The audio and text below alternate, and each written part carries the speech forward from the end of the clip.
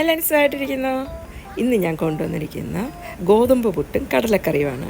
നമ്മുടെ കേരളത്തിൽ എല്ലാവർക്കും രാവിലെ ഏറ്റവും ഇഷ്ടപ്പെടുന്ന ഒരു പലഹാരമാണ് പുട്ടും കടല. അപ്പോൾ നമുക്ക് ആ റെസിപ്പിയിലോട്ട് പോയാലോ. ആദ്യം നമുക്ക് ഇഞ്ചി, വെളുത്തുള്ളി, പച്ചമുളക് ചതച്ചെടുക്കുക ചോപ്പറിൽ. അത് കഴിഞ്ഞ് കുറച്ച് വെളിച്ചെണ്ണ ഒഴിച്ചാൽ മതി. അതിലേക്ക് കടുക്, പിന്നെ ഇഞ്ചി, വെളുത്തുള്ളി, പച്ചമുളക് ചേർത്ത് നന്നായിട്ട് വഴറ്റിയെടുക്കണം. അതിനുശേഷം ഞാനൊരു 2 ചെറിയ സവോളയാണ് ഇവിടെ എടുത്തിരിക്കുന്നത്. അത് നല്ലപോലെ വഴറ്റുക.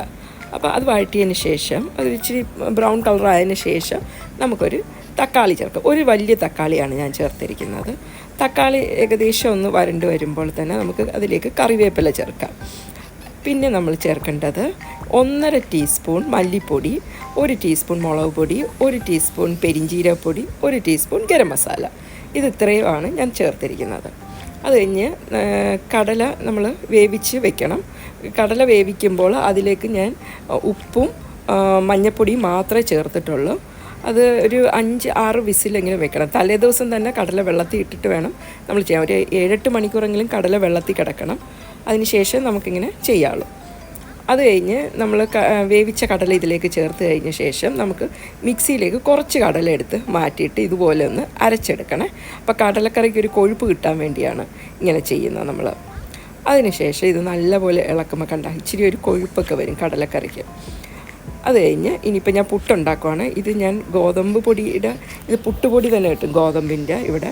അപ്പോൾ അങ്ങനത്തെ, അപ്പോൾ പെട്ടെന്ന് നമുക്ക് ഉണ്ടാക്കാം. നമ്മൾ ഈ അരിപ്പുട്ടൊക്കെ ഉണ്ടാക്കുന്ന പോലെ തന്നെ കുഴഞ്ഞങ്ങ് ഇതായിട്ട് പോകത്തില്ല. അതുകൊണ്ട് ഇത് സുഖമാണ് ഇങ്ങനത്തെ പുട്ടുപൊടി മേടിച്ച് കഴിഞ്ഞാൽ. ഇവിടെ നമുക്ക് ഇങ്ങനത്തെ പുട്ടുപൊടി കിട്ടും. അപ്പോൾ നല്ല മണമാണ്. ഇത് കുഴയ്ക്കുമ്പോൾ തന്നെ നല്ല സ്മെല്ലാണ് കേട്ടോ ഈ പുട്ടിന്. അപ്പോൾ ഇത് കണ്ട കുഴഞ്ഞൊന്നും പോകത്തില്ല. നമുക്ക് എത്ര വെള്ളം ചേർത്ത് അതിങ്ങനെ കുറച്ച് നേരം അടച്ച് വയ്ക്കുക. അത് കഴിഞ്ഞ് ഇപ്പം ഞാൻ കണ്ടോ ഇച്ചിരി ആ പുട്ടിൻ്റെ ഇതാണ്, ഞാൻ ചിരട്ടപ്പുട്ടാണ് ഉണ്ടാക്കുന്നത്. അപ്പം ചില്ലിട്ടിട്ട് കുറച്ച് തേങ്ങാപ്പീര ഇട്ടിട്ട് പിന്നെ പുട്ടിങ്ങനെ പതുക്കെ ഇട്ട് കൊടുക്കാറുള്ളൂ. കാരണം കുത്തി കുത്തി വെക്കരുത്, കാരണം അല്ലെങ്കിൽ അത് വേവത്തില്ല ഉള്ളിൽ.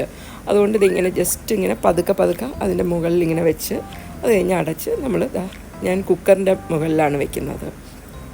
അതിന് ശേഷം നമ്മൾ കടലക്കറിയിൽ കുറച്ച് തേങ്ങാപ്പാൽ, 1/2 കപ്പ് തേങ്ങാപ്പാൽ ഞാൻ ആഡ് ചെയ്യുന്നുണ്ട്.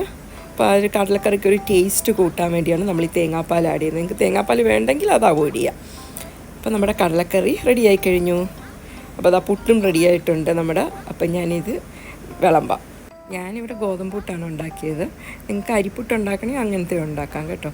പിന്നെ ഈ പുട്ടിൻ്റെ മുകളിൽ ഈ കടലക്കറി ഒഴിച്ച് കഴിക്കുമ്പോഴാട്ടോ അതിൻ്റെ യഥാർത്ഥ ടേസ്റ്റ് കിട്ടുന്നത്. അപ്പോൾ നിങ്ങളൊന്ന് ട്രൈ ചെയ്ത് നോക്കുക.